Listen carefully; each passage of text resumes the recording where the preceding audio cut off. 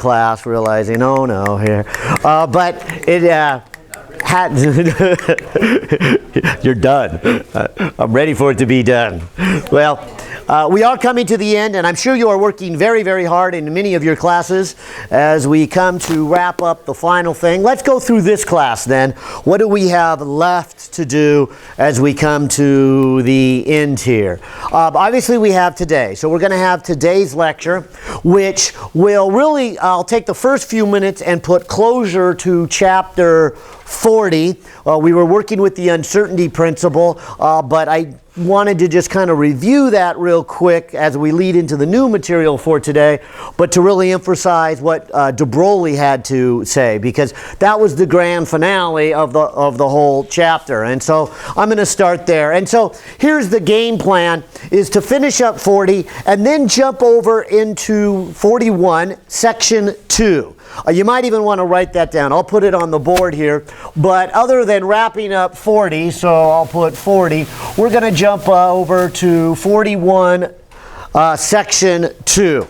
And that's all we'll look at in terms of chapter 41. Then I'm going to jump over to 42.3. I think as looking through these next two chapters, I think the best service I can do for you is getting you exposed to those. Those two sections aren't really long, so I think we'll have plenty of time to talk about those and show you some neat gizmos. But also I think when you see those two, you'll get really kind of a bigger picture of chapters 41 and 42. And I think you'll leave with a real good introduction to quantum mechanics, and then of course be ready for your next level of courses. Both 41 and 42 are going to be covered on our half exam? Yeah, so when it comes to the test, so this is what we're doing today. So then on Thursday, you guys have a test. So problem number 1 is going to be from chapter 39. That's our relativistic stuff. So obviously tomorrow I'll have to sit down and look at that and go, okay, which, you know. And it only has just Huh? And it only has just 2 or 3 parts, not like 6. You only have 3 questions on this test, but you're covering a bunch. So I'm assuming you're probably going to really big. So parts A through Z will be in problem number 1. And be glad there's only 26 letters in the alphabet. No. Yeah.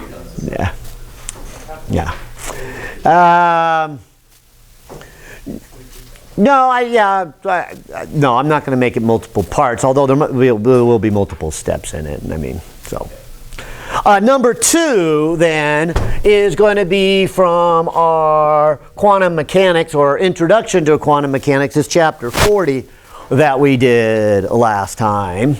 And then question number 3 will be from today's material, either 41.2 or 42.3 will be, and not both. There's not, you know, bunch of questions, and it won't be part A, B, C, and D. You'll see they're very different. One leads into another, but they're actually, and you'll see here, they're kind of the same concept into there. So that's Thursday's test, and that wraps up the end of the semester, other than your final. And you guys have a final on Thursday at 8 a.m. And so remember, although I guess that's not any different for you, the other class, it's a little earlier for them, but huh?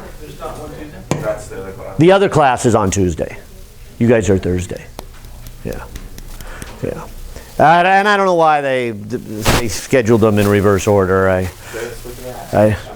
don't make the schedule. I just have to follow the schedule. Yeah.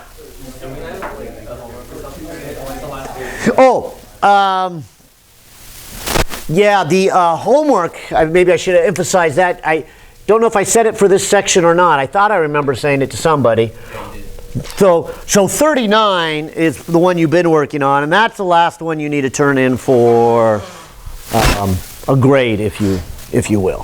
Dawn, I know, made the copies of the assigned ones from 40, and I know some of you have been working on it, which is a good idea since you're going to have a problem on the test on it. Let me also emphasize, in chapter 40, I won't do something like this. I won't, ask you to memorize like that equation for the black body radiation. I may ask, I don't know what I'm going to ask, I may say, here's the equation for the black body radiation, and then ask you to do something. That's within the realm of possibility. Okay? But even that is not probably what I'm after, because the whole point of the black body radiation experiment, as well as the Compton effect, as well as the photoelectric effect, although the photoelectric effect has some interesting one in its own right, and some simple equations, so that could be a good test question. But those three experiments, and why we talk so much about it, was really to lead up to de Broglie's idea that particles are also made out of waves, and then what's the consequence of that. And that leads us really into our quantum mechanics. And that's why I want to wrap up this semester with these two sections. They're going to extend on de Broglie's idea here. And so I'll kind of get us started here for today's lecture by turning on the overhead and then recapping where we left off. I guess I kind of already did when I said, what did we do last time? Well, we showed you three big and important experiments: the black body radiation, the photoelectric effect, and the Compton effect. And all of those seem to show that these light particles, these photons, acted also, these light waves acted also like particles. And so we had the duality. And it led us then to introduce to you the idea of de Broglie that was saying we have matter waves. That is, here was de Broglie's thinking. In fact, I'll kind of backtrack in my notes and repeat what we saw last time. But de Broglie took this idea that if light can be thought of as both a particle and a wave, perhaps material itself, matter itself can. And that's the theme I want to run with today. That is a big step. So maybe I'll put over here a column for photons, and I'll put a column over here for, well, I'll say electrons, because that's really will kind of keep our discussion today to really just electrons. But I probably should put all matter, because the next question, which we're not going to be able to see here, is if electrons can be thought of as waves, can protons be thought of as a wave? Can neutrons be thought of as a wave? Can atoms be? And the answer to all that is yes. And so that's the next evolution here. But it was de Broglie who kind of made this connection over from photons to electrons. But let's just go through what Compton did. Compton realized that if light is going to be thought of as a particle, but it has mass of 0, then he could take Einstein's relativistic equations and say E equals PC. I'm confused here. If the mass is 0, why the momentum is not 0? Okay, back to 39. Does momentum equal mv? Right. Does not, does it? It equals gamma mv, right? Now, if you set m equals to 0, does that mean the momentum is 0? Not necessarily, right? If this is a finite number and that is a finite number, then the answer is yes. But could this go to infinity and that go to 0 and still have a number here?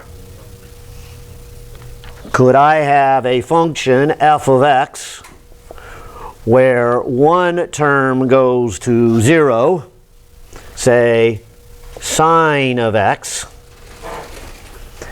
and another term go to infinity, such as 1 over x? could I take the limits as x goes to 0 and get a number that is not infinite or 0? Yes, and I picked this one because it sounds like you guys are familiar already with it. It's kind of the classic one of applying L'Hopital's rule, where you see the challenge that the numerator and denominator each go to 0. So you take the derivative and you do that, you take the limit and you realize there is a defined limit. And that's the same thing I'm saying here about momentum. If I have something with 0 mass, but it goes the speed of light, the limit of those two could be a well-defined number, and that's what we have for photons. Yeah. And so that's how we can get something with 0 mass and still have momentum.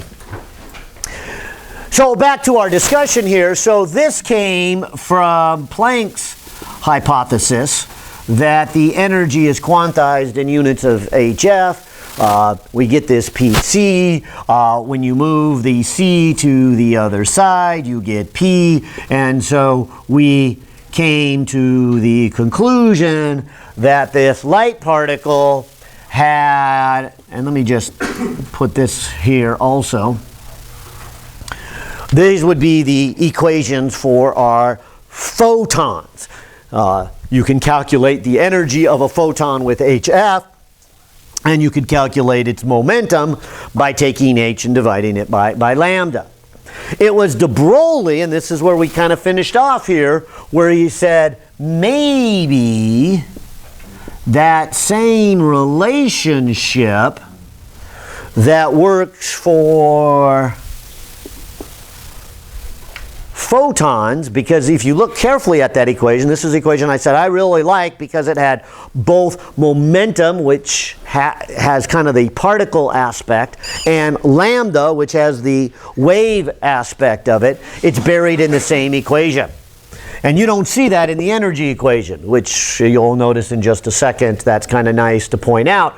But de Broglie extended that over here to the electrons. And he said if that's true, then our electrons should behave as waves, or we should run some experiment. And we mentioned a bunch of experiments that were performed, and it did confirm that electrons behave as waves. So it extends beyond just an idea, but goes to experimental evidence that we have it. If we look at these electrons and we say, let's take these electrons as they are moving, we of course learned that the kinetic energy of these electrons would be gamma minus 1 mc squared. That's our new equation for kinetic energy. Let me keep it fairly simple by saying, let's just say we have an electron that's not going even close to 10% the speed of light, so we don't need the fancy new equation for the kinetic energy. We'll just do the 1/2 mv squared, because if I do that, I can write this as an m squared v squared over m. That's a p squared over 2m, which means the kinetic energy would be an h squared over 2m lambda squared. And so this would be a nice way of calculating the kinetic energy. It might even have a potential energy also, as we will soon see here today. But if I'm just talking about the kinetic energy, this would be the equation for the electron. And so you've already seen that, but I thought I better start today with A, reviewing that, and B, pointing out the most common mistake students make in this particular chapters, and that is, for whatever reason, they want to apply this equation for electrons. So let me emphasize, the equation that is the same between the photons and the electrons is the momentum, all right? Not the equation for the energy. And so the energy in terms of wavelength, I guess maybe I should write it in terms of wavelength. The equation for the energy in terms of wavelength looks like this. It does not look like this. Kind of makes sense that this one has a c in it, because we are talking about the speed of light. This one does not. This one has an m in it, because we are talking about the traditional particle objects. Electrons, protons, neutrons, it has mass. This one does not. And so the fact that one has mass and one doesn't gives me a different relationship when I'm calculating their energy. So please do not apply this to calculate the energy of an electron, and likewise don't apply this to calculate the energy of a photon, but certainly use either one for calculating the momentum, and then once you have the momentum you can get to the kinetic energy. And so that's what you'll see here in a few minutes. That is pointed out really well in these sections we want to talk here today here. And so, like I said, everything we do today is really an extension or a consequence of what de Broglie has said, that all the materials can be thought of as waves. And the first time we saw that was with Heisenberg's uncertainty principle.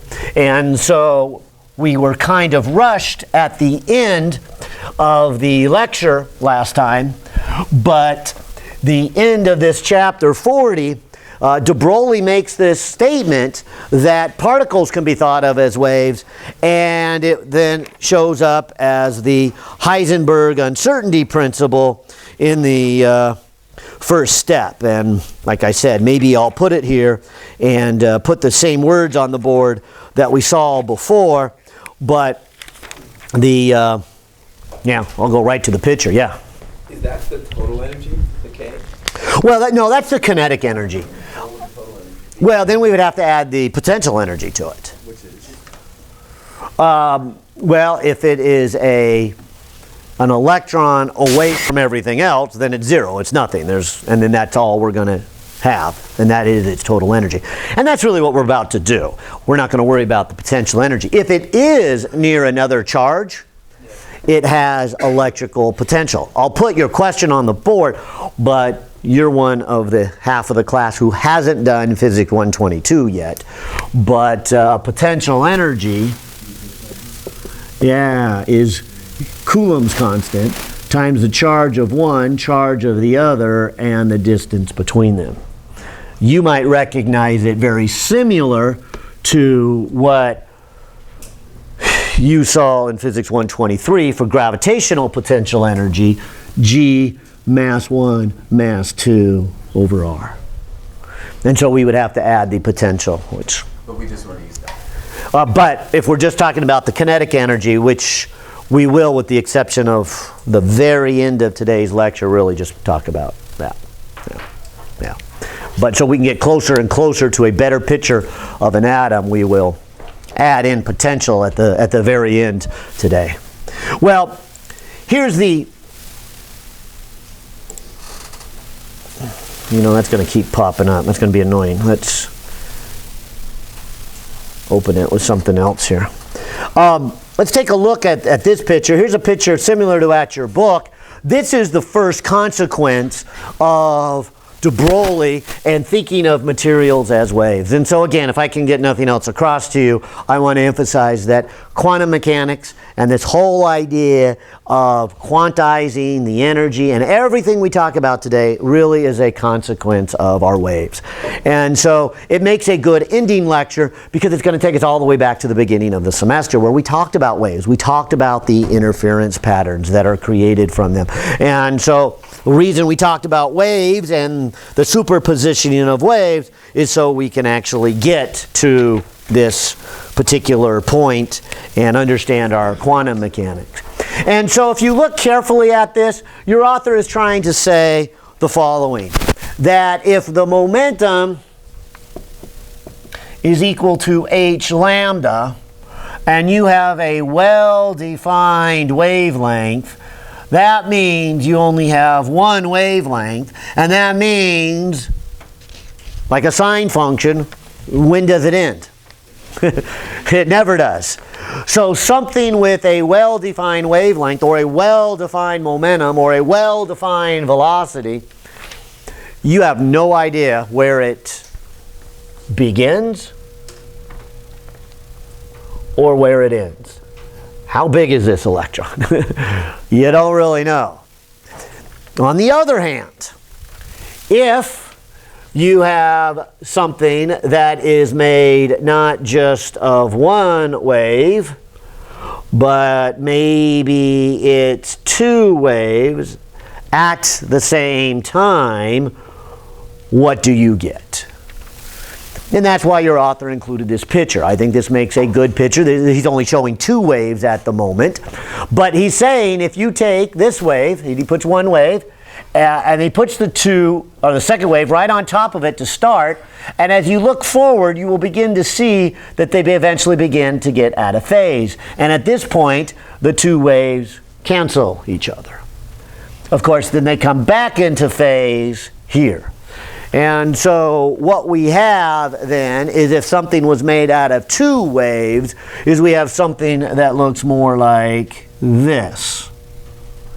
And it repeats, but maybe for simplicity on my drawing, I will not have it repeat. I'll just kind of draw the envelope of it and say if I have something like this, then what I can say is this is the location of the electron.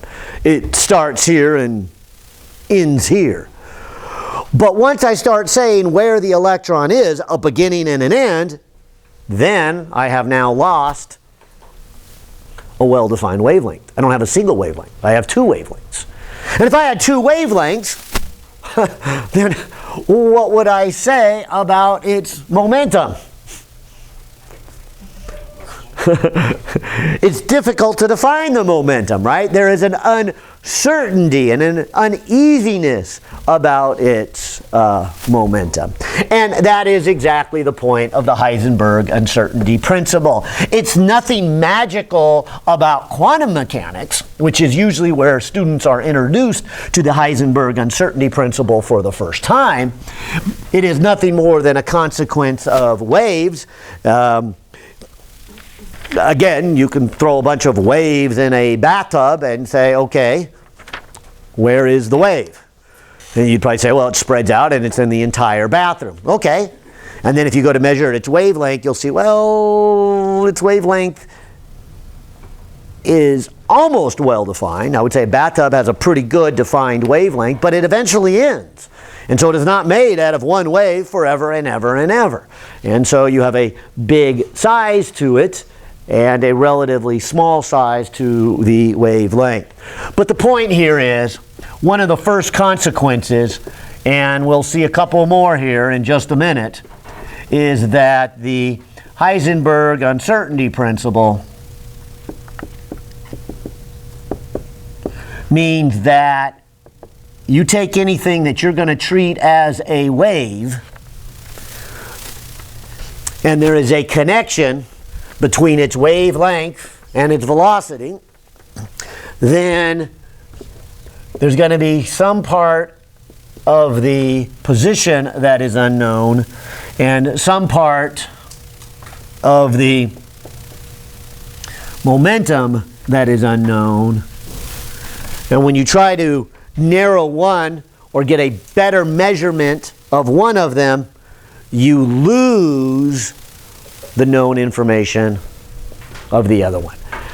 And so please make sure that you get the idea. This is a general part of the physical world. This is not loss of information because we didn't measure it well, or we don't have the technology to measure something that tiny. This is saying no matter how good of technology you have, you cannot know both the position and the momentum. And that is, I think, something very new, as I was pointing out. We did not see that in Newtonian or classical physics. We looked at the car, we looked at the satellite, and we said, look, I want to know where that car is going to be in the future. And in order to do that, I need to know as accurately as I can where is the car now, and as accurately as I can the momentum of the car.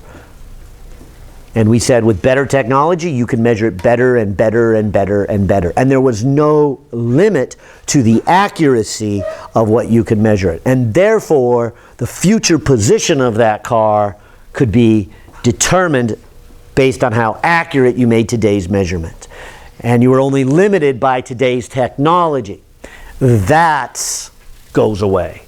That means the quantum world and the microscopic world, things behave differently and could be dramatically different. And so that, like I said, is our Heisenberg uncertainty principle. I'll get your question, but let me show you one more picture. I think a little better picture than this one is this one, where it actually shows what would happen if I added that wave, that wave, that wave, that wave, and that wave. Now those would be 5 different wavelengths, but I get this. What I like about this is the wave begins, the wave ends. Where is the position of the electron? It's with here. Okay, fine. I know the position accurately. What is the speed of it? Absolutely no clue. Because it has that speed, that speed, that speed, that speed, that speed, or that speed. So, do I know where it is? Yeah, it's right here. Where is it tomorrow? I have no clue. Because I do not know its velocity well enough. Now, believe it or not, you guys actually did this already. We didn't present it in this fashion, but let me ask you this. When we were doing our optics, and you were shining light in here, we did not treat our light as particles. We treated our light as waves. And what image did we get on the screen? Did it go straight through here? Didn't it have a pattern where some of the light would end up over here? In other words, when you put the light through this little hole, I'll call it now a particle, this photon, you knew it went through that little hole. You knew its position was within here. But once you got its position in here, what'd you say about its velocity? Don't really know. So what happened to this little photon when it went here? Did it keep going straight? No. Who knows? Some of them went over here. Now, most of them did go here. Agreed. But there were some of them that chose that velocity. And so they had an unknown velocity. And so we could redo all of our optics. We don't have time. But we could redo all of our optics from a particle model and come up with the same answer using the Heisenberg uncertainty principle. Which, of course, doesn't surprise you, I hope, because the Heisenberg uncertainty principle is treating a particle as a wave. So anything that is a wave, which our light is a wave, must also have this uncertainty principle. We didn't call it that. Maybe we should have, because then I think students would be less surprised when they get to the Heisenberg uncertainty principle, and they think it's only something special about electrons. No, it works for photons too. We've been doing it. Your question? There was a comment. There was a very interesting discussion in our chemistry book that because of the Heisenberg uncertainty principle, we can't actually have absolute zero on the Kelvin. Oh, I'm so glad you said that. Okay. Because that's our next big step too. Yes. Yes, sirree. And so again, we are going to need to relook at all of this physics. And just like we had to relook at our view of time, we had to relook at our whole idea of particles, mass and energy, space and time. We're also going to have to look at what we called absolute zero too. And so there's a huge number of consequences that are going to come into play here. So let's do this. Let's jump to section 41 here. Let's get started then with some new material. I'll go to chapter 40 here. Let me show you a picture. Perhaps not the most interesting picture here, but we will call this the particle in the box. And of course, if you think of it as a particle, like a little BB or a little electron. I should have brought the BBs out for you. I know how much you love them. But trapped in this box here. Let's talk about it, and let's look at the consequences. So I will call this the electron in a box. Maybe I should just call it the particle in the box, because I don't want you to think that this object in the box is only good for electrons. It's good also for protons and electrons and neutrons and all those good things. However, I don't want you to think that I'm viewing this as a particle. I am going to go to the wave model. So both titles, I think, are a little misleading. But your author calls it the particle in the box. So whether you want to call it the electron in the box or the particle in the box, or I kind of like this one, it's an atomic model. It is a real crappy atomic model. But we might take this as a first step towards understanding what goes on an atomic level. It is such a poor model of an atom, it's not going to give us any useful data, but it is going to give us nice conceptual ideas. One of those, which you brought up, about absolute zero. And so let's take a look at the particle in the box. Now, your author starts off with this picture. Okay, so you've got a box. So the box has length L. So let me come over here and make an axis and say, all right, here is L. So somewhere between here and here is the particle. Without going into too much detail, we would say the particle cannot go over here. Over this side, I would say the particle cannot go over here. Now again, you can see how this is an overly simplification of an atom. I mean, you can see how an atom would take and trap an electron. So this is kind of like an atomic model in that sense. We've trapped the electron. It can't go too far to the left or too far to the right. But unlike a real atom, this is saying within that box it's free to move, there's no an interaction, and we know that's not the case. At least most of you know, I guess I've kind of erased it, that there is a potential energy associated with the charges there. So the real model of an atom is going to be a bit more complicated. So let's call this our first atomic model. It's a poor one, I agreed, but it really is a good start here. But now let's go to the second picture here. Let's not look at the particle as a particle, but let's look at it as a wave for a moment. What are we saying here? The symbol we've been using for the wave is psi. So I'll go, okay, psi. Huh? Oh.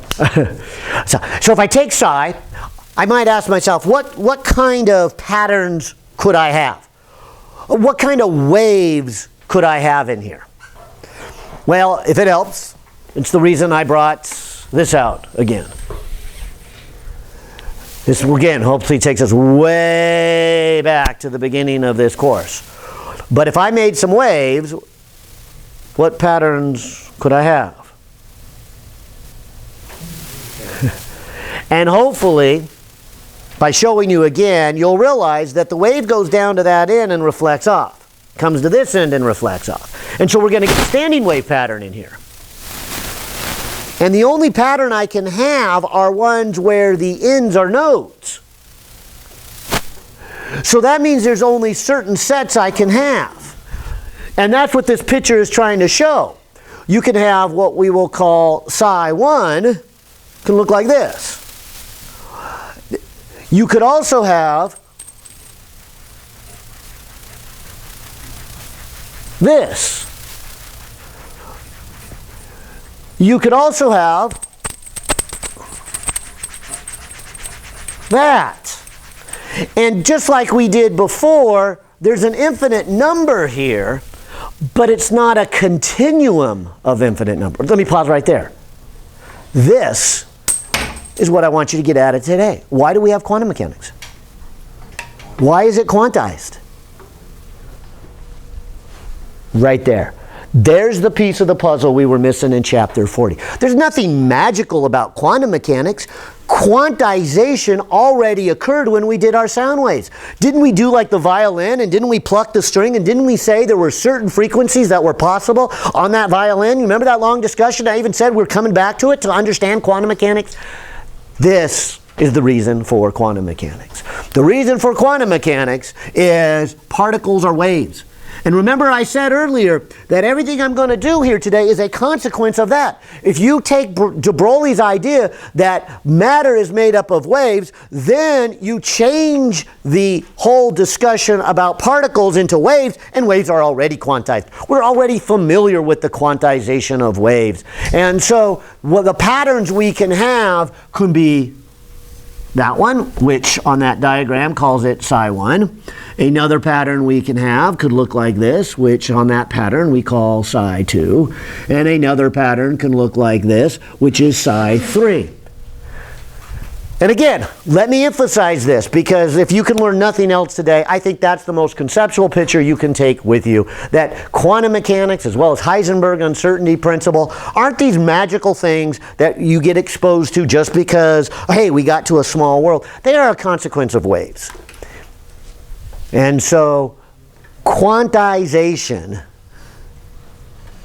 on an atomic level is the same reason we have quantization on the sound level, our musical instruments. And so when I think you see that, now hopefully you're not quite as surprised. So Planck, when Planck says, hey, we're going to quantize the energy, I don't really believe it, nobody really believes it, it makes no sense, I'm hoping that has changed in your mind.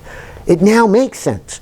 If these electrons are waves, they are quantized. They have no choice. If they are trapped in a box, if they're trapped in this atom, they must be quantized. And that's what I wanted you to see here in this first step. And let's go through it. Let's go through with, say, the wavelengths. What kind of wavelengths could I have? How long would you say the wavelength is of psi 1? Yeah, I would say it is 2L. I like to kind of write it the other way around so I can see the picture. L is a half wavelength. And that would be psi 1. What about psi 2? Yeah, L is 2 half wavelengths. What about psi 3? 3 half wavelengths. And I'm hoping I don't need to keep going. Not only do you see the pattern, but isn't this the same pattern we did way back when we did our sound tubes? Exactly. And so we can say then that L equals an integer number of half wavelengths. And so if you were to ask me what are the possible wavelengths, I would say it is 2L divided by N. Those are the possible wavelengths that exist here for this electron. And so let me say it again. Is every wavelength possible? No. Now, aren't there an infinite number of wavelengths possible? Yes. But not every wavelength is possible. These waves are quantized. Let's take de Broglie's idea. De Broglie says that the momentum of this object would be h divided by its wavelength. So, is every momentum possible? No. There's an infinite number of them, but only certain discrete numbers are possible. That's the beauty of this whole idea, is that if you put in the quantization of the wavelength, you're going to get 2L over N, meaning N times H over 2L. And so the momentum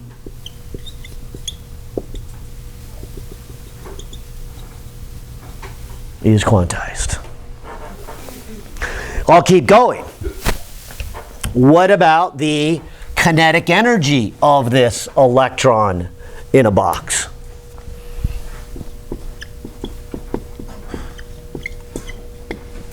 Which I will write as p squared over 2m. We're not written as well. And I would get an n squared h squared 2, oops, sorry about that. Well, I'll leave the 2m there. I do need the 2m, but I also got the denominator I need to square for L squared. And so I will get an h squared, an 8mL squared. I'm going to put that out in front, and then my integer squared for the kinetic energy. And that one, I'll finally put a box around. You could even put a box around those other ones. I kind of put a little dotted line to kind of go along with the derivation. But what I wanted you to see in all this is a couple of things. And again, let me repeat in case you miss it. If you're going to treat the particle as a wave, then the ends have to be nodes. If the ends are nodes, then there are only certain wavelengths you can have. That was this statement. Which means there's only certain momentums you can have. Which means this is the equation for the energies. And so notice n is an integer here. N can be 1, 2, 3, 4. Maybe we should have written that back here when we derived this equation. This was saying n is 1, 2, 3, 4. There's where our quantum mechanics comes from. This is the whole reason we have quantum mechanics, because we have waves. Waves are quantized. So just like our musical overtones were quantized, our energies are quantized.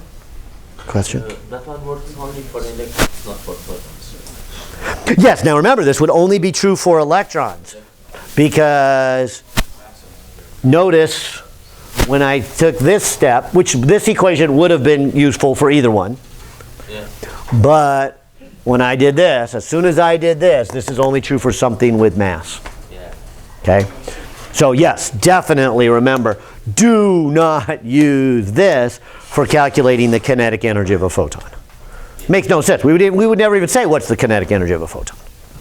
Right? And now we might say what's the energy of a photon, and you might mix those two, but we'd never say what's the kinetic energy of the photon. Yeah. So what would the total energy be? Well, okay, so now the total energy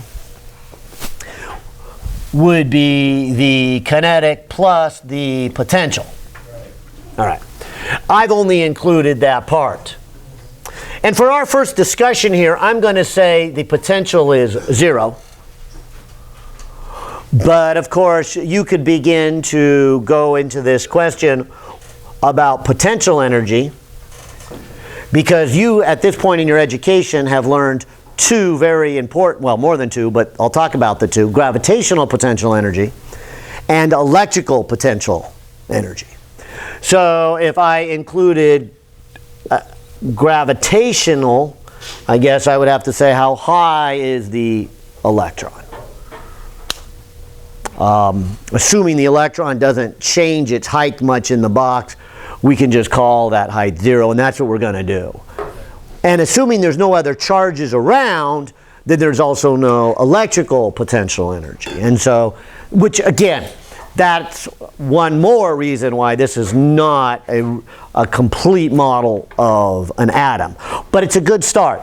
And it shows us a number of things, and I want you to see 3 important things. And that first one is to show you why things are quantized. That was the big reason of doing this particle in the box, to show you that, hey, all these experiments that were only valid if things were quantized may have seemed a little funny to you at the beginning, as they did for the early scientists.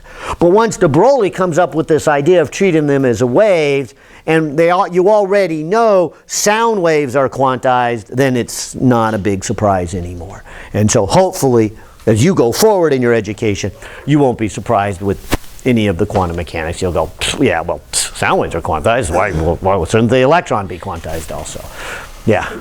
So we don't include the mass energy when we're calculating these energies? Okay, right. Now, good point. There would be also the mass energy that I would include. But what I'm going to look at is the transition of one energy to another. So if it has mass energy or potential energy, and those don't change, they're not really relevant for my discussion. And that's what I'm going to be looking at here in a minute, as how much energy would it take for an electron to be waving with this pattern and to change into a wave of that pattern. So how much energy is associated with that transition.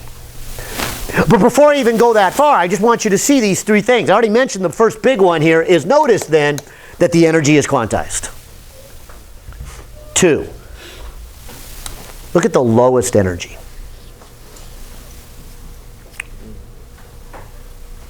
Is it 0? No.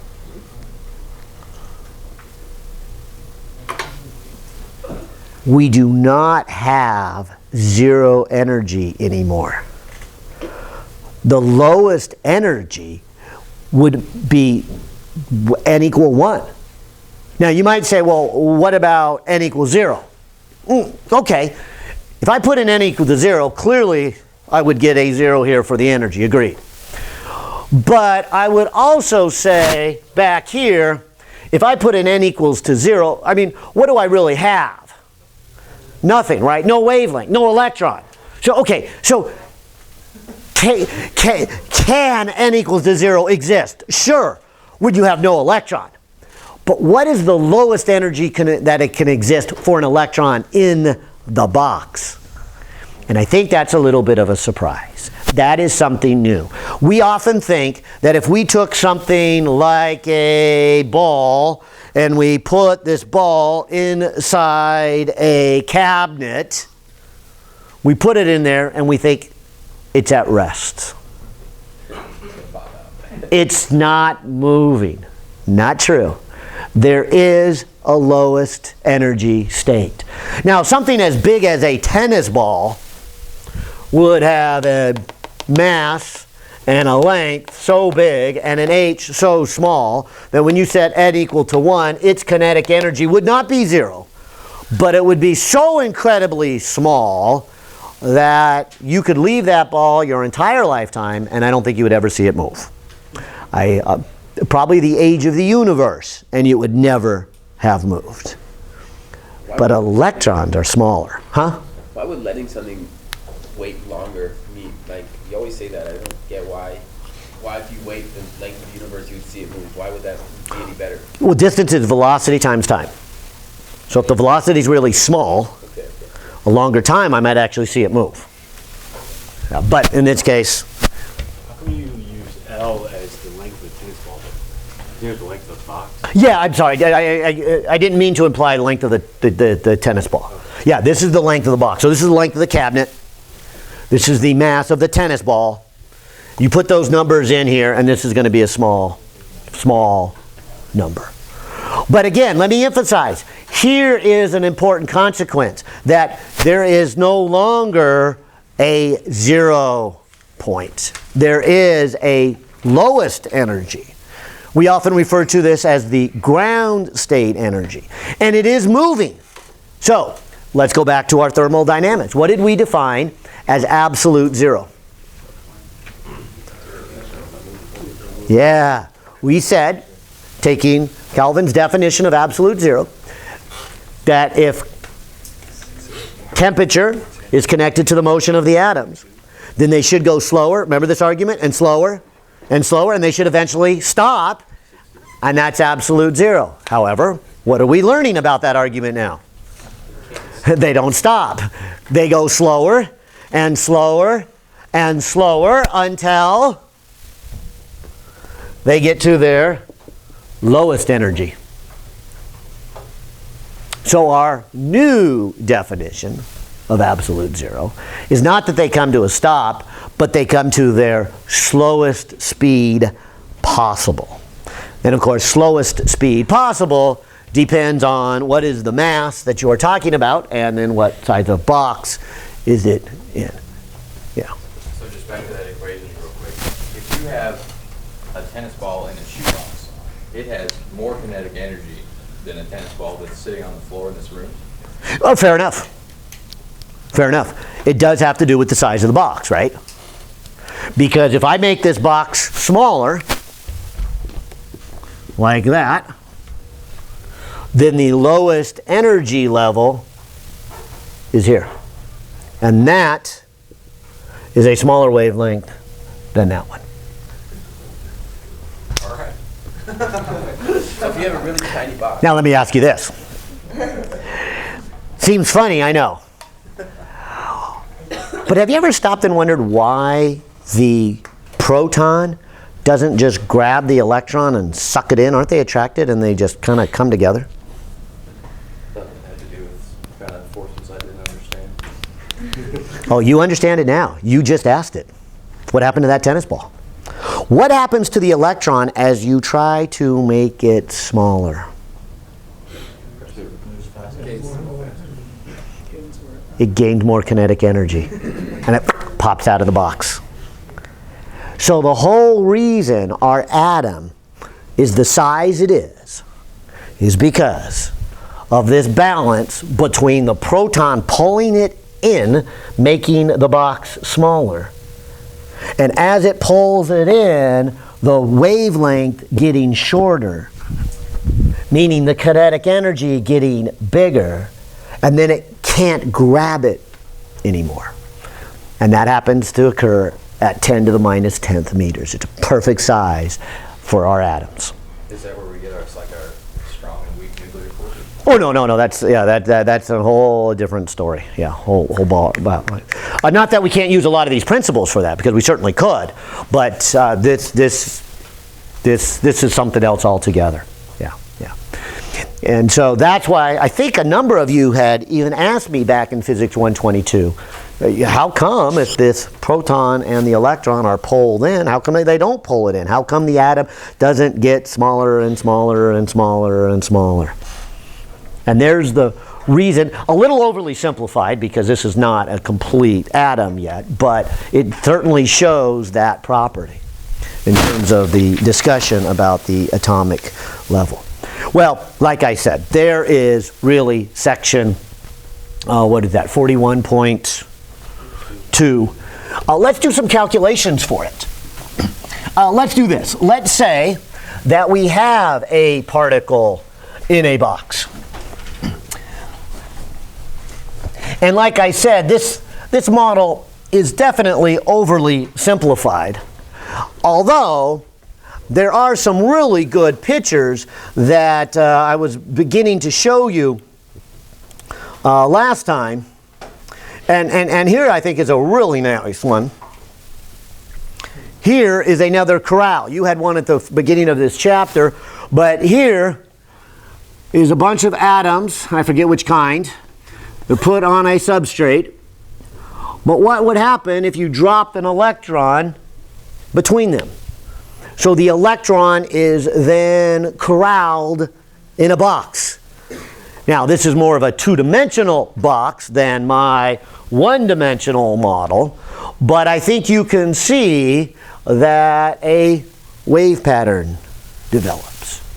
And you might call each hump the mode, if you will, or the n value. You guys in chemistry would call this the quantum number of that electron. And so the lowest state would be n equal to 1, and then we could go n equal to 2 and n equal to 3. So in my picture, it kind of looks like the lowest state would have been something that just had a single hump and went out. So 1, 2, 3, 4. I don't know, would you call that 5 or just 4? But maybe just 4. And it certainly can't be a half, right? So I would call this the fourth energy state. And so this electron is not at its lowest state. It can go down in energy, but it can't go down to 0. There's our quantum mechanics. There's our wave pattern. And it's impossible for that to be an antinode? Which, Where you were questioning 4 and 5? oh, here to be an antinode? No, it's not impossible. If you had a boundary where the electron cannot go. Now remember, the wave is the electron. So if you say there is something blocking the electron from getting there, it cannot go there, then it has to be a node. In this case, I'm kind of assuming the electron cannot go into these atoms. I'm thinking these atoms have their own electrons around the outside, so that's the barrier. The electron I'm going to drop in the middle cannot, and that's what these little patterns are. These are the wave pattern for the electrons that are in the atom. And so this, which makes the wall, which makes the boundary, are other electrons. And so I'm going to treat the edge of it as a boundary, as a node, like you would do with a guitar string. But if you remember, when we did our sound waves, sometimes we had those sound tubes where it was open. And the open end could be an antinode. The sound waves can easily go out into the air. And we could set up a pattern like that. That's not how this is set up, and that's not how I'm drawing it, but it certainly could be. What's holding the electron from going up? Oh, well, in this case, what's keeping the electron from going up is the material down here has a charge. What they did is they took the electron out of here and placed it in there. So this electron is being attracted down, not electrostatically down to it. So it doesn't have really a three-dimensional pattern for this one. Agreed that the real world is more complicated than this, and we got to look at waves in 3 dimensions. And if we had more time, we would. But we're not going to be able today. Yeah? Or I guess as an example, using that picture, what is it about the electron that makes it have 4 as opposed to 2, n, or 1? How much energy it has. Right. Okay, so keeping that picture in mind, and this one too, and let's do some calculations. Here's the calculations that I kind of expect for you to be able to do on the test. If I had a problem like this, and it said, okay, here is the electron in a box of L. So we can do some numbers. Let's just make the box L the size of an atom. Now, we're going to do some numbers. I'm quite sure these are unrealistic numbers because this is not really an atom. But for the sake of trying to get an understanding, let's call this an atom. And say, all right, when I have my atom, then, and actually while that's going, why don't I start the process of passing around some cool glasses again. So that when we're done calculating some numbers, you'll all have the spectra glasses in front of you, and we can look at them. But if this said that the electron was in the lowest state possible, or what we would call the ground state, that instantly is telling me n equals to 1. This would be the picture of it. And I would come over here and say, okay, what is the kinetic energy in the ground state? So, kinetic energy, as you can see, is h squared over, I think it was an 8, wasn't it? 8 m L squared n squared. So in this case, 6.63 times 10 to the minus 34 joule second is the units for h. I've got an 8. Mass of the electron is 9.11 times 10 to the negative 31 kilograms. Are we supposed to know these constants in the exam or not? Is it given? Oh, I'll give them to you. Yeah, I'll do Planck's too. Only because we're at the end, and but it's like I said, it's we've turned the corner from the classical physics to the modern physics. So many of you will go on and have studies in modern physics, so learn H. Most of you will not. Most of you will do your engineering in terms of classical physics, and H will never, you'll never see H again. H will be height of the roller coaster or something. Okay. All right. Size of the box, 10 to the minus 10 meters squared. And in this case, I am at quantum level 1, right? And so how much energy do I have? And so grabbing my calculator, 6.63 times 10 to the negative 34 squared. Divide that by 8, divide that by 9.11 times 10 to the negative 31. Divide that by 1 times 10 to the negative 10th squared. And I get a number that is 6.03 times 10 to the minus 18 joules. So there's the lowest amount of energy. Obviously that is a small amount of energy, but we're looking at little objects too. So you might recall that we mentioned that there is a nice unit of energy called an electron volt that is nice to use when you have small amounts of energy. 1 electron volt is 1.602 times 10 to the minus 19. So 1.602 times 10 to the minus 19 comes out to be about 37.6 electron volts. So I would say this is the lowest energy that an electron can have in this model. I'll also emphasize that is a far unrealistic number. It goes to show you how poor this model would be to say it represents an atom. But it is a great educational model because it shows us all these neat things, like number 1, the energy is quantized. Number 2, it shows us that the lowest energy is not 0. Way too high. Way too high, because we would have the potential energy sucking it in. And Wait, so this number's too high that we got? Or too low? for a real atom, it's way too high. There's no potential energy. There's no negative potential energy because we'd have a positive and negative attracting. So we'll build on this. We'll make a better model in a minute. We won't get a complete model, but we'll do a little better one before we're done here today here. But what I wanted you to see then is that this would be an energy level. It leads to your question that, wait a minute, this electron could be at a higher energy level. Maybe I'll even list this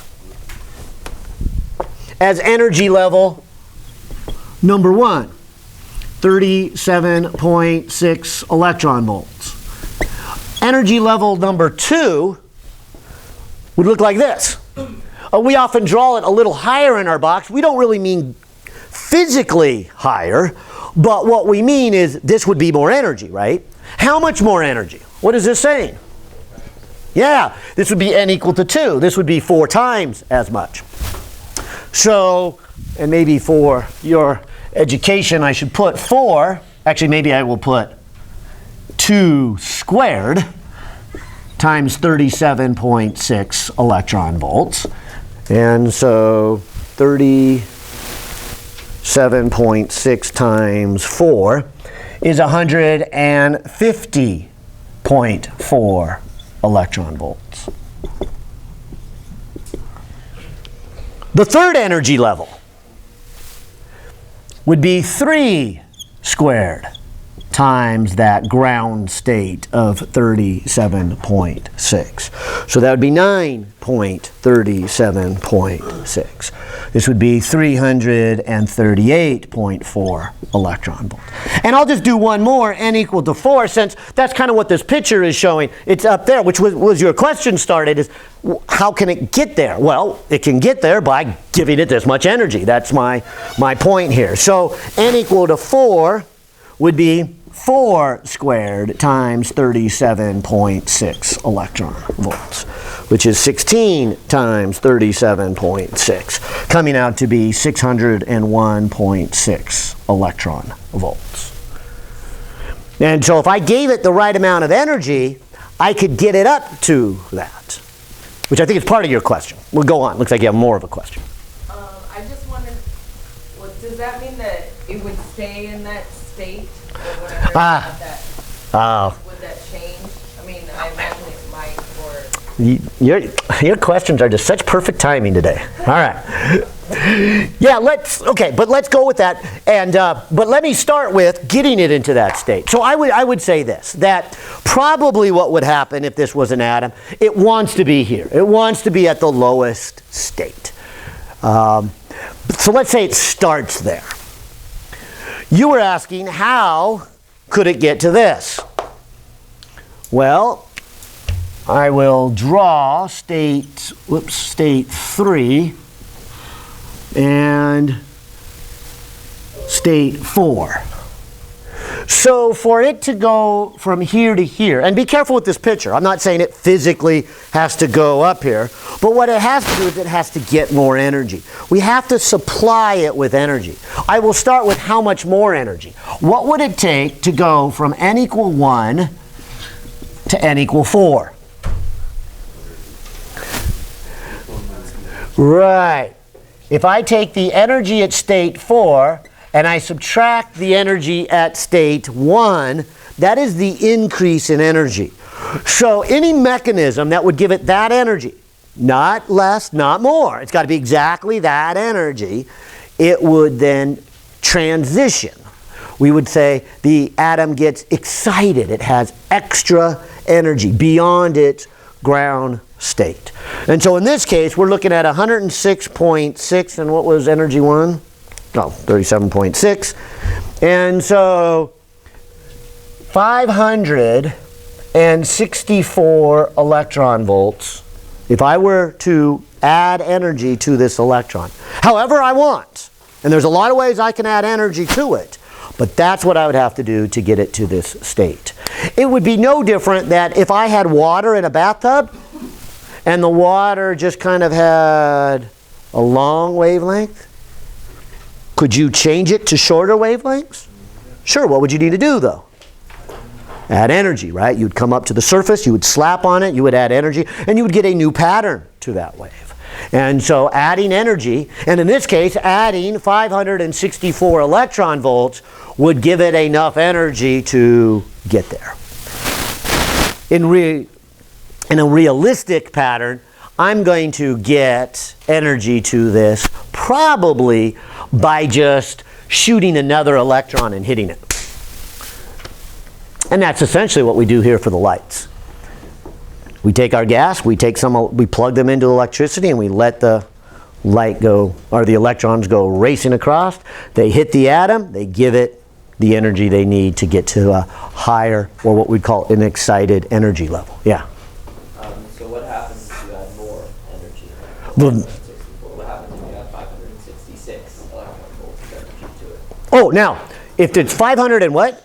66. 566 means there is 2 more than any of these energy levels will allow.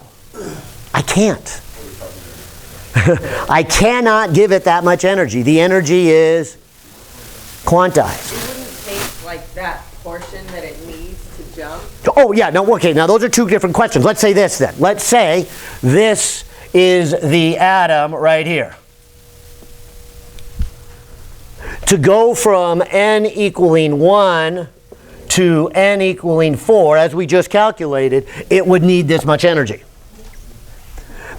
So what would happen is if I shot an electron at it, and maybe the electron has 1,000 electron volts of energy, it can ricochet off, giving away that much. Meaning it's going to be traveling with 1,000 minus 564. So it always gives it a perfect energy? Yeah. It needs for a perfect energy? Right. It either gives it or doesn't, right? because that atom cannot have any energy in between. Is there a max to manage the energy and go to infinity? Well, in this simple model, yes. But in reality, like, can they handle that much energy, or is there you have like a freezing point, but it's a In a few minutes, you will see that in a more realistic model, yes, n can go to infinity, but that doesn't mean the energy goes to infinity. So those are not one and the same, as you'll see in just a second.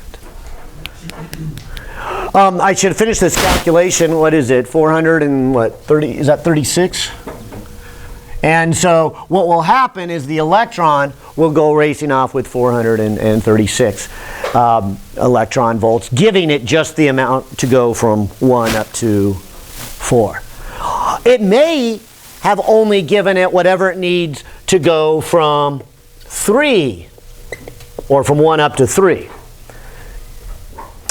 Because this may have been a different collision where we have 1,000 electron volts coming in from this electron, and it hits the atom and excites it again, but now it only excites it to level 3.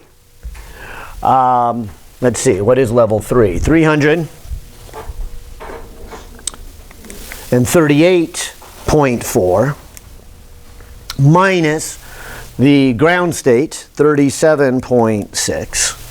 And so this energy is I'll call it 301 electron volts. So this would be 699 electron volts.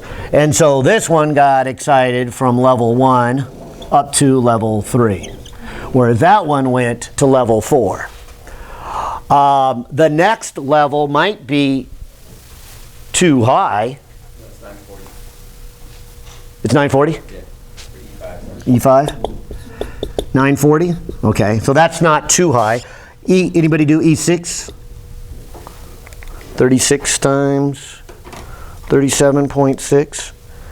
This would take more energy than the electron coming in, so we're never going to hit the atom and get it excited up to level 6. Some of them will get excited to level 2, some of them to 3, some of them to 4. Looks like the highest we can get is to 5. We will never get to 6 unless we shoot in electrons with more energy. How do we get these electrons with that amount of energy? Do we have to change the size of the stock? Oh, these ones coming in? Yeah. Well, these are fairly easy. This goes back, and you took 122. This is just take a positive plate and the electron, punch a hole in it, they get excited. That isn't quantized and the other one is. Oh, okay. Oh, good point. This is not quantized, right? Not everything is quantized. Why was the atom quantized, or this particle in a box, and these not? It didn't have an ending point. Exactly. Remember, it got quantized because the waves are quantized. The waves are quantized because we said the electron is trapped in a finite area. What's to say it isn't trapped in a finite area? Well, if your area is the size of the universe, okay, then I would say it's in a box and it is quantized. But then our little formula are so close together that when we take that h squared over 8ml squared n squared, and you take the size of the universe, then these are so tightly together that it's 0.00000000, okay, 1. And so now they're, I mean, at some point we were back to saying, okay, they're not quantized. But you're right, they always would be quantized because they're always in some box. Well, just maybe a bigger box. But you don't really begin to see the effect until this box gets really tiny. Yeah. For the electrons moving at 1,000 electron volts, would you say in that problem that that's electrons moving through a potential difference? No, now I wouldn't do that because only half of you have gone through Physics 122. So what I would do then is just say how much energy is needed to, is absorbed for the atom to go from ground state to the fourth state. Or what we're going to do next. What about de-excitation? Well, we'll talk about that in a second here, but did I see another question? Yeah. Isn't that assuming a finite universe? Right, and it is assuming a finite universe. Exactly. Exactly. So let me stay away from the size of the universe box and just point out that you're not going to really see these quantum effects until your box gets down to the size of the atom. That's why, if you remember that graph I was showing you, we do our classical physics until we get down to things that are the size of an atom. Then we are forced to deal with quantum mechanics, and the energy levels can be significantly different. I mean, look at that. It has either that or that and nothing in between. That's a huge change. And so we have to accept the quantized nature. And of course, many of you are in chemistry, and I wanted to make sure you caught the conceptual reason of why we have quantum mechanics, because I think sometimes chemistry just says, oh, they are quantized. Okay, and why are they quantized? Well, de Broglie is the reason why they are quantized, and the wavelengths and the whole thing. Yeah. That being said, that it's not, we're not going to think about the atom being quantized until we get to this box size of an atom. Yeah. Shooting the electrons to them to excite the electrons that are in the atom. We think them right there. We think them as particles, but we think them as waves. They have a different wave pattern as the box. So could the troughs line up with the peaks and take energy away from the atom thicket? Or is that another statistical random?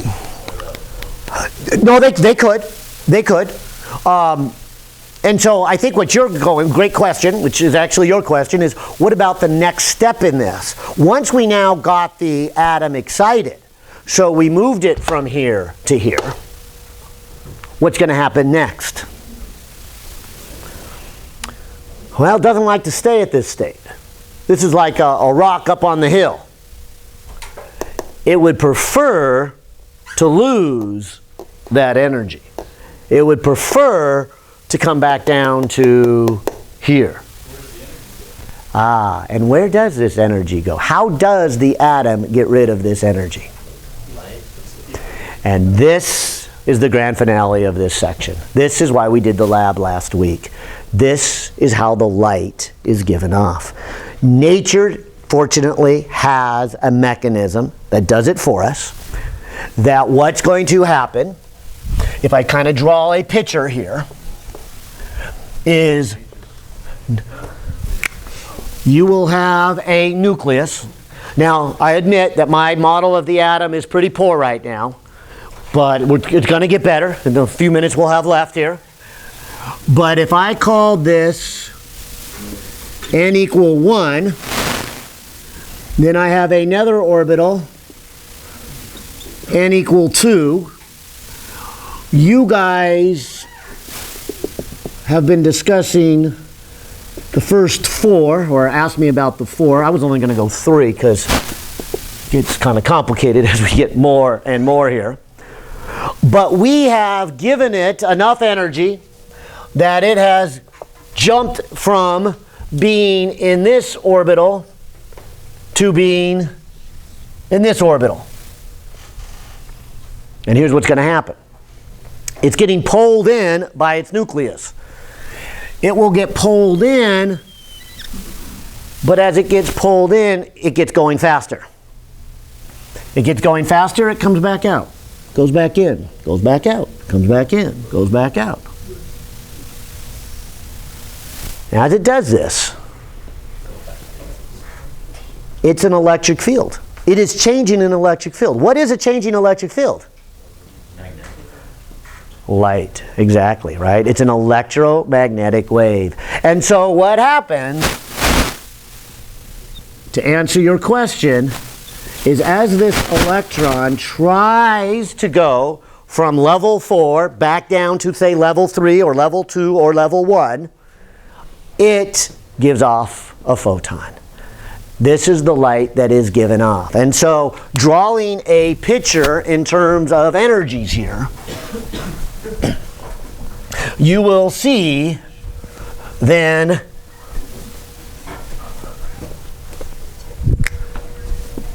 here is our atom.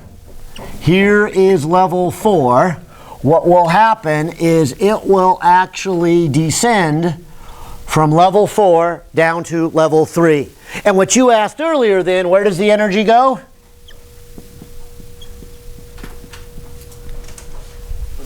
Into a photon. The transition of the energy at 4 compared to the energy at 3 would be equal to the energy of the photon, HF. And so if we're using these numbers, 4 is our 601.6 electron volts. 3, where's 3? 338.4 electron volts, HF. I'll even write it as HC over lambda. And so if I were to ask the question, what wavelength is given off by this transition, I would have this calculation. But you also have to switch it. Now I need to be careful with my units. I either need to convert H into EVs or EVs back into joules, kind of your choice. I think I'll go to joules. So 6.63 times 10 to the minus 34 is the value of H. C is 3 times 10 to the 8th.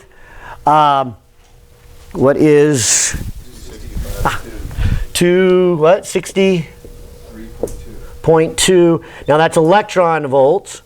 So let me multiply by 1.602 times 10 to the minus 19 per electron volt. And this should give me the wavelength that is given off for this transition. Caution. Is this the wavelength of the electron or of the photon? Right, did you catch that? Would you use this for the wavelength of the electron? No, this is the wavelength of the photon. The wavelength of the electron is back over here, right? In the box itself, where we had the length is an integer number of half wavelengths. And so there's two questions here, right? What is the wavelength of the electron? Then when the electron makes a transition, it goes to another level, which is going to have a whole nother wavelength to that electron. It gives off a photon. What is the wavelength of that photon is the question I am asking, right? That's what this calculates out to be. This is the wavelength of that photon. So 6.63 times 10, 6.63 times 10 to the negative 34 times 3 times 10 to the 8th divided by 263.2. Divide that by 1.602 times 10 to the negative 19. And I get a wavelength of 4.7 times 10 to the minus 9 meters. And so this would be the wavelength that is given off. Now, let me pause here. This is not a realistic number. Is that in the visible spectrum? Not even close, right? This is way, way over in the X-rays, maybe even getting up to the gamma rays here, or hard X-rays. This is a very, very small wavelength. So again, my model is unrealistic, I realize, but the concept is hopefully getting across to you that it is the wave nature of the electrons that make the atom quantized. And once it is quantized, there's a lot of consequences of that. And one of the ones that we didn't get a chance to discuss then is what kind of light would you see coming from this atom? Would you see white light coming from this atom?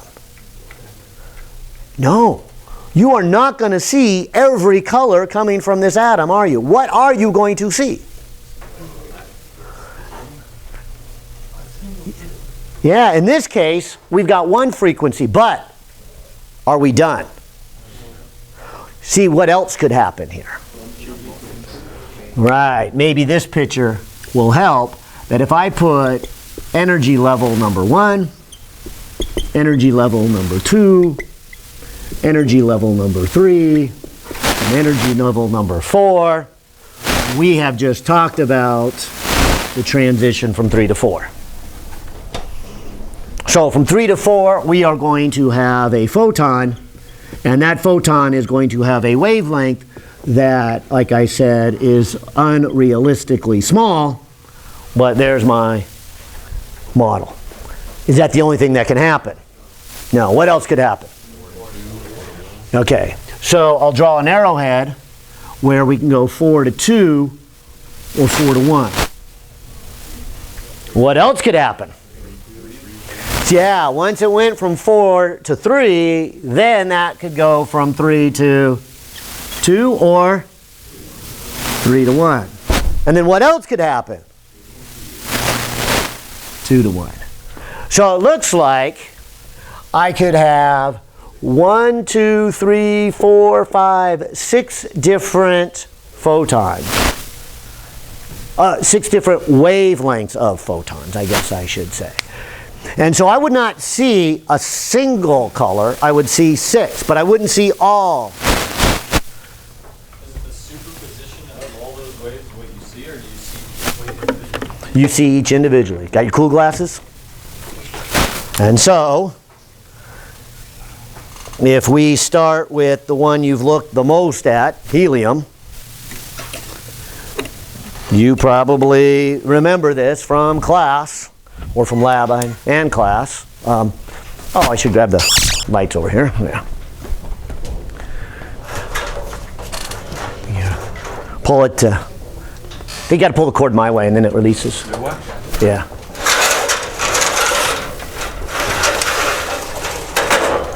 Sweet. All right. And so if we put on our cool glasses, you'll see the same thing that you've been seeing all along. And that is, do you see every color? Yep. And I hope you don't see the same as this. You see, this has everything all flooded together, and it has no quantum effects, and this is our black body radiation, and we get all the colors. But this, if you look at that, you will see, looks like I've got a violet and a blue and 2 greens and a yellow and 2 reds and maybe even some other ones in there. Okay? And so that's my particular set of colors. And that's why if I change from helium to I have no idea which one this is. Neon. My favorite one. You will again see lots of transitions as we plug it into the electricity, and what happens is the electricity flows through and hits the atom, it kicks it up from the ground state and up to some of these excited states, then it de-excites, and as it tumbles down, you will see the individual colors. And in this case, it's neon, and neon has 10 electrons. Where's neon?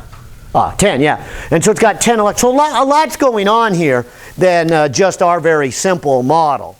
And so obviously we don't have enough time to talk about all the details of all 10 electrons in a more complicated model. But I think you're seeing the idea. One of the simplest ones is hydrogen. Where's hydrogen? Yeah, because hydrogen has just one electron. Where's my electrode?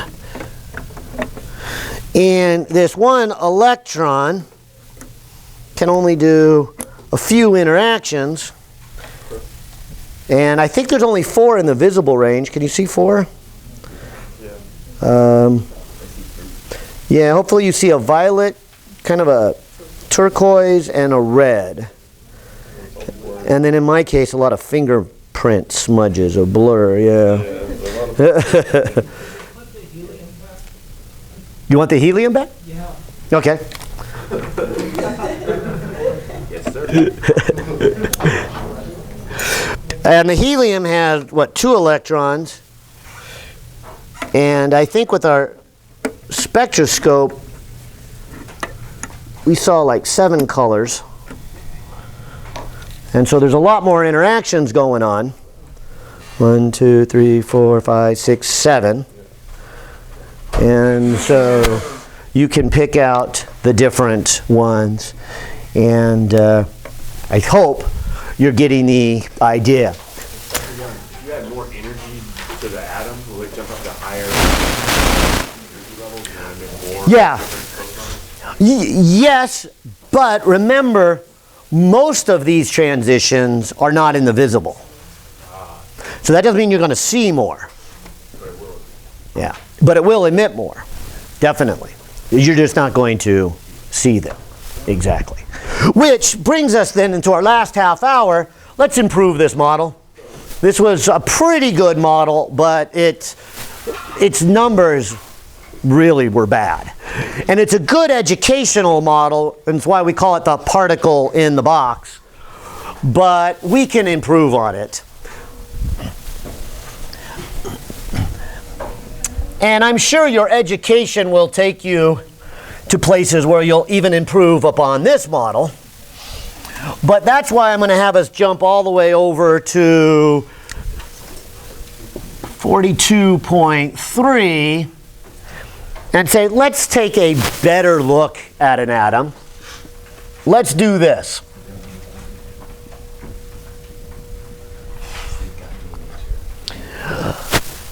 Let's not say the electron is trapped in a one-dimensional box, but what happens is the electron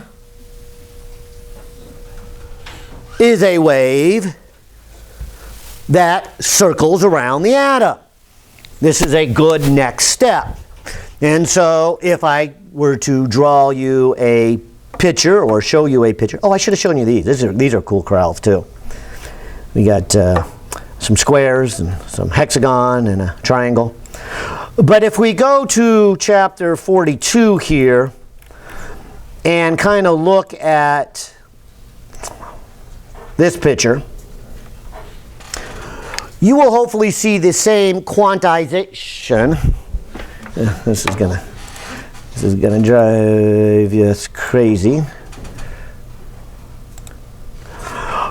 But if you look at this, here is what the author is trying to say.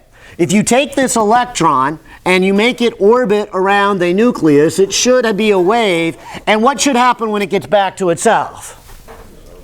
It should have completed the whole process. The whole circle should be an integral number of waves. What if it wasn't? It's not allowed. Well, it says it's not allowed, but why isn't it allowed? I mean, it's not just not allowed because that's magic and that's the way the world works. There's a reason here. Why isn't it allowed? And why does it need to be closed? Right, if it did not come exactly back on itself, like right here, the next time around, what's happening? It's destructive interference. And so it cancels. And if you cancel the wave and you don't have the wave, what do you have? Nothing. And the electron is the wave, right? And so, again, an extension of de Broglie's idea here, and with our superpositioning, is if you don't get exactly back to that same point, you're going to get destructive interference on the second lap. And maybe it's only a little bit, but on the third lap, it'll be more and more. And remember, these things are going really, really fast. And so they overlap, 100 trillion times every second. And so if you're just slightly off, you're going to get destructive interference. And so it's going to cancel itself. It's not going to exist. It's not so much it's bad, it just can't exist in that pattern. So you get destructive interference. So you either have a pattern or you don't have a pattern. And if you don't have a pattern, you don't have an electron. Exactly. And so there's only certain patterns where it will exist. And that means there's only certain wavelengths. And if there's only certain wavelength, that means there's only certain energies. That means it's quantized. Exactly. And so we have the same idea as before. I got another picture that kind of shows the same thing. I don't know if it's any more enlightening, but it does kind of show this destructive interference pattern maybe a little bit better, because this one shows what happens if you come around for the second lap. You begin to get destructive interference. It's actually why I brought this one out here today. Here I have a ring. Now this one isn't quite the same as our electron, because our electron we want only to go in one direction. I'm going to shake it down at the bottom, and I'm going to get waves to go in both directions. I cannot do anything but that. And unfortunately then, instead of having an integer number of wavelengths, I'll have an integer number of half wavelengths. All right. But putting that aside, I think you will see the pattern that takes place if I turn on my little oscillator here. And right now, and maybe so you can see the numbers, maybe I should point it towards you, I am sending waves at a frequency of 3 hertz. Can you guys even see it go up and down at this point? Maybe I'll put it forward here and you can see it a little better. But if I change the frequency, you'll see it go up and down more. And when I was playing with it this morning, at about 20 hertz,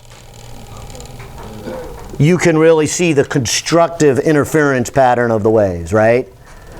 And so that is a wave that can exist.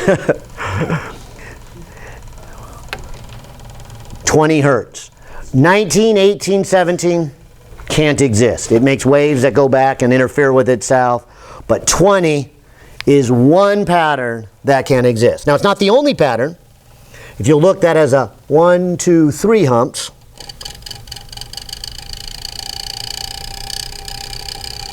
See if I can make 5 humps here.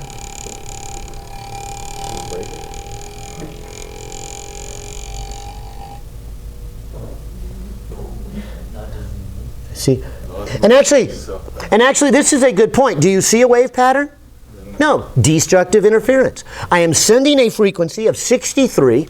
As it goes around, the waves of one overlap with the other, destructive itself, and you don't really see a pattern. And if you don't have a pattern, you don't have an electron. This pattern, this frequency, this energy cannot exist in that atom.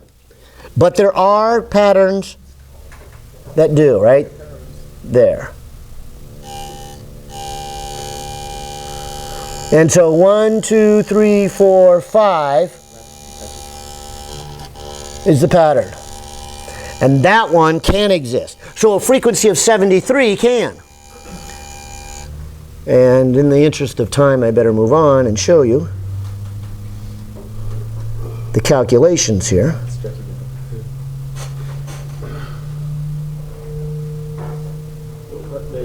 There we go. And there's a pattern where you get constructive interference. So there's only a set pattern that can exist, and there's only, there's an infinite number of them, but there's only a set pattern. So let's do the same thing. Let's revisit this atom, and maybe I didn't give us enough time to do this justification. Let me do it kind of quickly here, but here's what I'm saying. 2 pi r where r is the radius, has to equal what?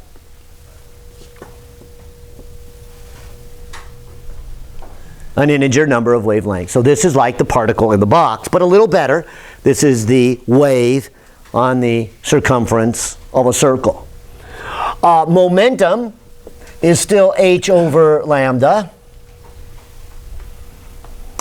The one other thing I have to grab, which some of you are not familiar with this, is that what is the electrical force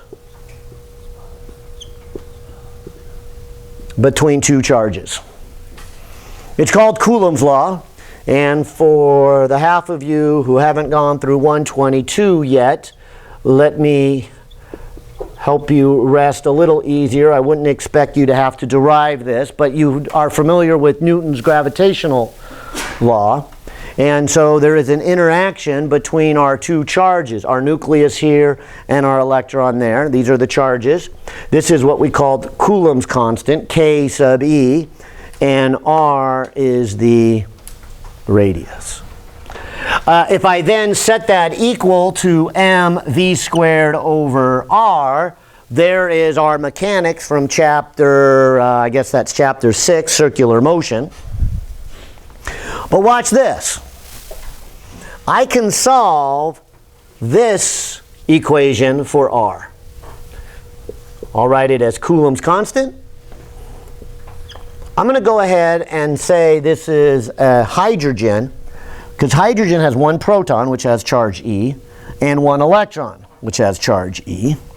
And I'm going to divide it by mv squared. If I take that r and put it together with that r, I get 2 pi times Coulomb's constant E squared over mv squared. That has to be an integer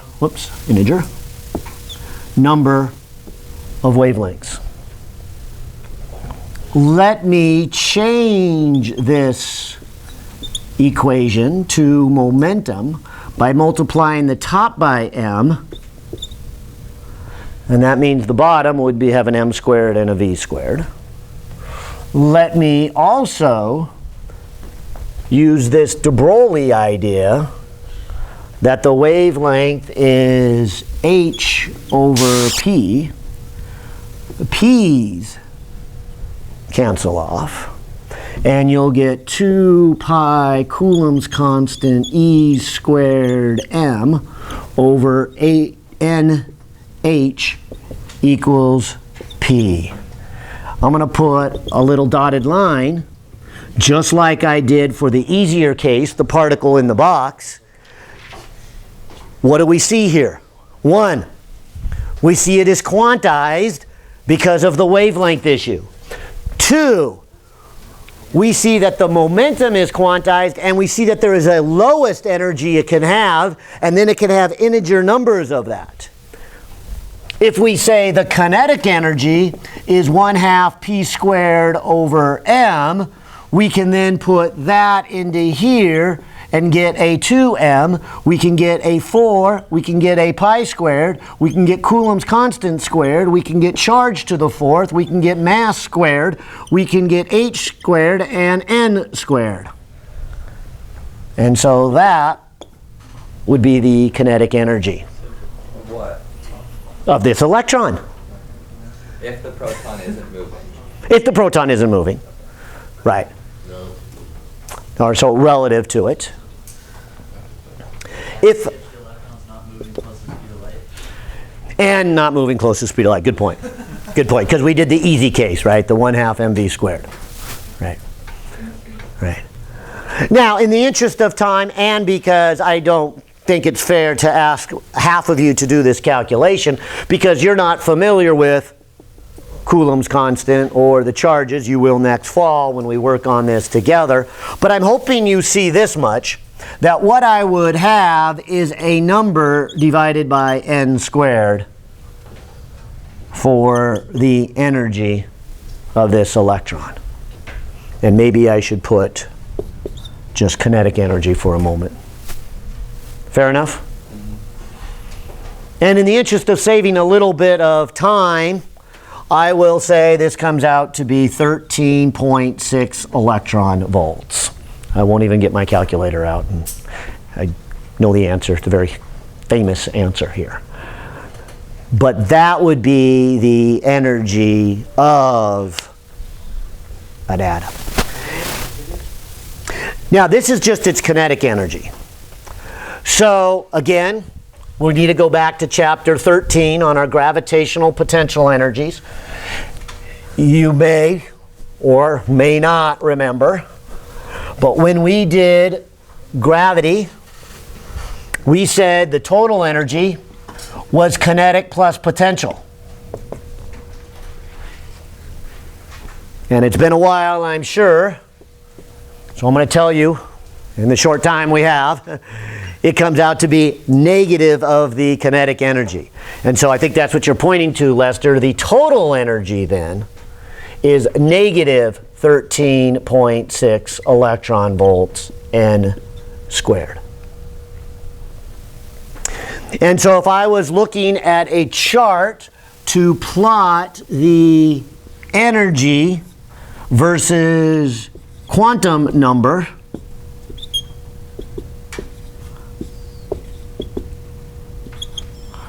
I would have zero energy here, which, remember, zero energy is when they completely separate. Remember the gravitational potential energy when, you know, the satellite was infinitely far away from the Earth? Then we had zero energy. Anything that was closer in was negative. So we would say the lowest energy is negative 13.6. The next one is 13.6 over 4. The next one is 13.6 over 9, 13.6 over 16. I think you get the idea that there is, again, infinite number of energy levels. This is back to your question. But when n gets to infinity, we break free and we ionize the electron. And so there's an infinite number of states, but it doesn't take an infinite amount of energy to break free of that last state. Yeah. And so how does this differ from the last kinetic energy equation? Well, what's nice about this one, Because one you're multiplying by n, and the other you're dividing by n. right, so notice the equation came out different. And it came out very realistic. I was hoping to have a little bit of time to do some calculations, and maybe I will. Let's look at some of these transitions. I think your author does a good job of showing you the transition here in chapter 42, right here in figure 8. He says, let's look at this energy. Here's the ground state I was saying, negative 13. To get up to this state requires 3.4. The difference between them is the transition. So if an electron was in state 2 and it dropped down to state 1, it would release this much energy. If we wanted to know what is the wavelength of that, we would say energy of number 2 minus energy of number 1 equals HF, which is HC over lambda. Remember doing that calculations a moment ago? So I wish I had time to do these because these come out to be realistic. This transition down to state 1 is actually quite a bit of energy. These, if we calculated this wavelength, and if we have time I will, you'll see that it's not in the visible range. It's a lot of energy and it's in the ultraviolet range. So when you guys had your cool glasses on and you were looking at hydrogen, you didn't see any of these. These were in the ultraviolet, ultraviolet, and you could not see them. In fact, they probably did not even come out of the glass. They were absorbed by the glass. If we have time to see a transition from 3 to 2, in fact, any of these that terminate at 2, which is called the Balmer series, 4 to 2, 5 to 2, these are in the visible. Yeah, and this is just a hydrogen. I just did one electron. And so you can see that your author even color-coded it. Remember the violet one you saw? There it is. That violet one was a transition from 6 down to 2. You probably didn't see the blue one, but that was a 5 to 2. You saw the turquoise, that was a 4 to 2. And you saw the red, that was a 3 to 2. And so each of these are the transition. In fact, maybe I'll have enough time to put the general equation up here, because what you're really saying here is that if you start at some n initial and you transition down to n final, the change in energy would be from the final state down to the initial state. So that would be 13.6, and I'll just do absolute value, final state minus initial state. Maybe I better leave the negative there. And that makes sense? I don't want to do this too fast, but I know we're low on time, right? There would be the energy, some initial state, and then dropping down to some final state. And so that would be the change in energy. And if you set that equal to hc over lambda, that would tell you the wavelength that is given off by that transition. And so maybe it's worth doing the 3 to 2 real quick here. Why did you put the negative?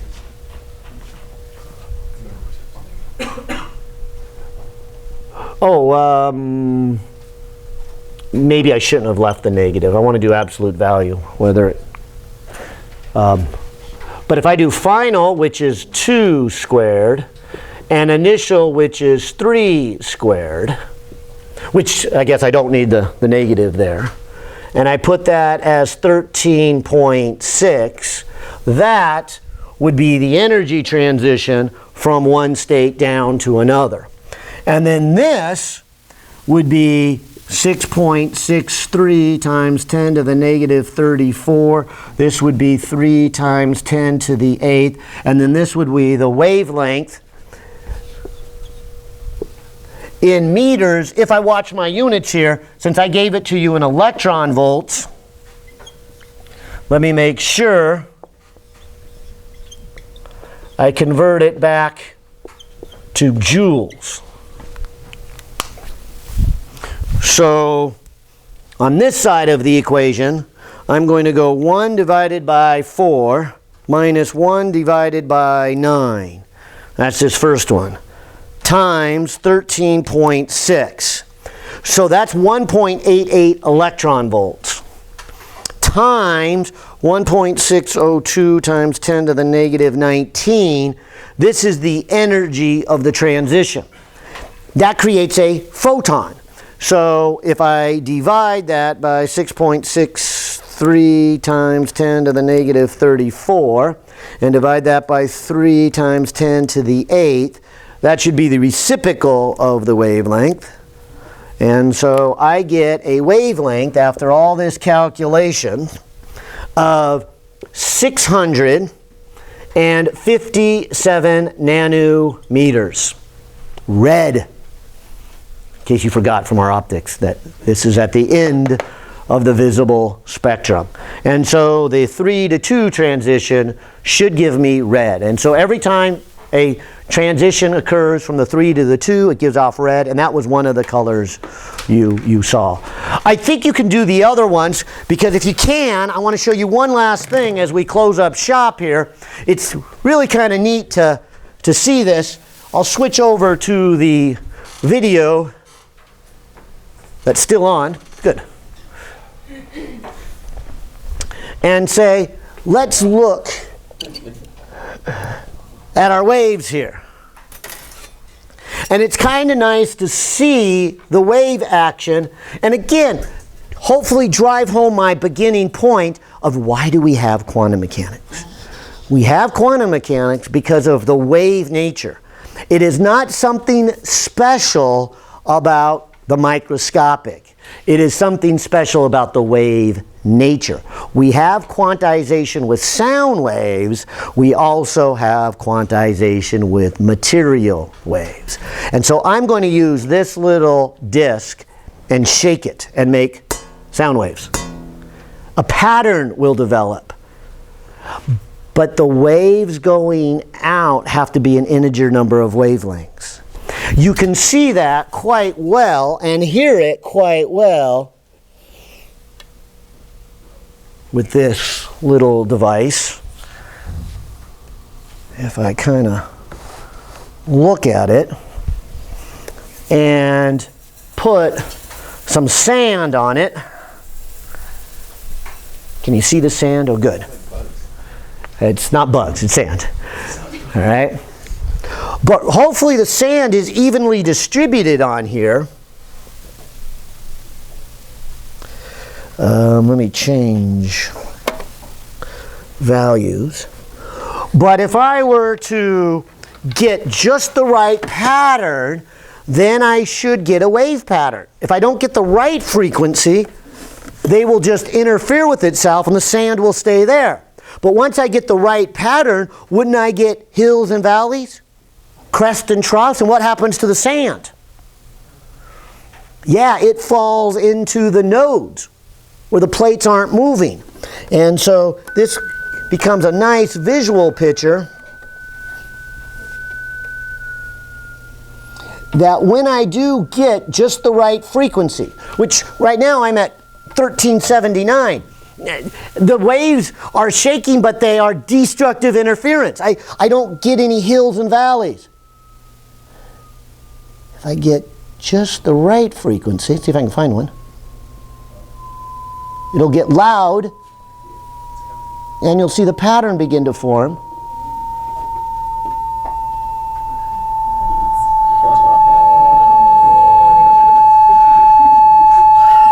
And there is our quantum mechanics. This is mode 3. 1, 2, 3. I've got 3 nodes here, and I've erased my picture. But I've got a nice standing wave pattern. This is set, most of you can't see it, but it's set at 858 hertz. There are certainly other patterns. Higher frequencies would be higher energy, right? Let's go to the higher one, n = 4. So I'm going to go to higher frequencies.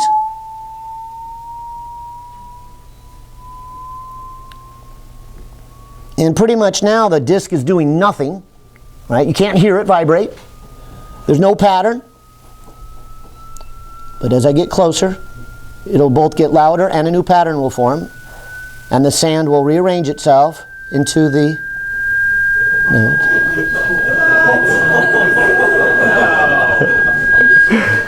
And there's the next pattern. And so our quantum mechanics is going from one pattern to another. The electron goes from n = 4 to n = 2. And in the process, it gets rid of its energy in a photon. And so be careful with your calculations that you don't confuse the energy of the electron with the energy of the photon, or the wavelength of the photon with the wavelength of it. 1, 2, 3, 4. I'll go the other direction. Let's go to 2, which I guess we got to go by 3 first. So there's 3. And after I pass 3, I will get lower frequency.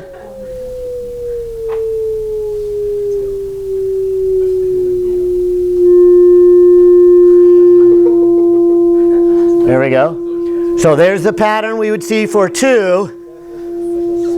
And then the lowest state, or the ground state,